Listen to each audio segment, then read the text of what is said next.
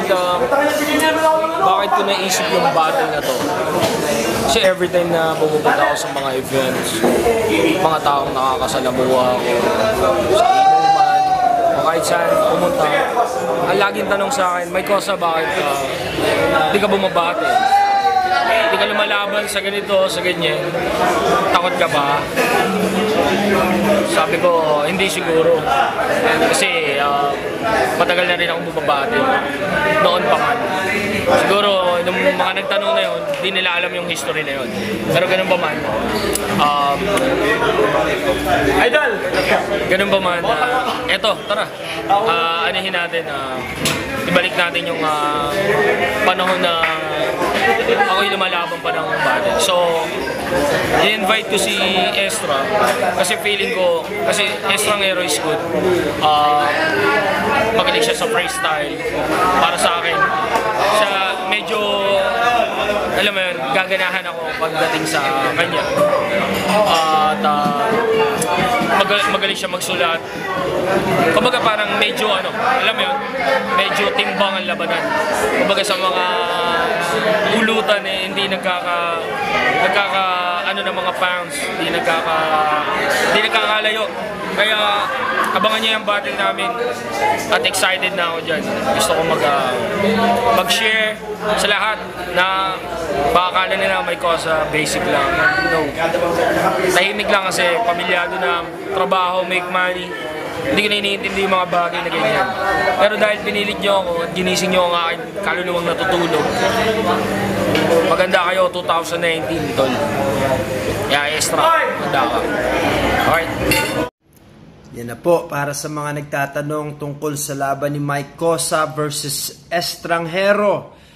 Muntik na po siyang naset para sa March 9. Nagkataon po na bumalik na si Estra sa Amerika. Saglitan lang siya sa Pilipinas. Sinubukan din po namin na kausapin si Estra na makabalik para sa March 9. Kaso hindi talaga uubra. Kasi may trabaho si Estra sa California, hindi siya makakapag-leave.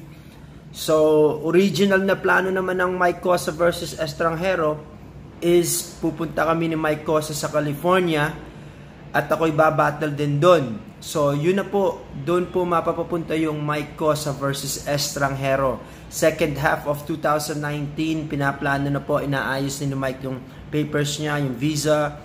Ako, ready to go na ako. Iniintay ko lang yung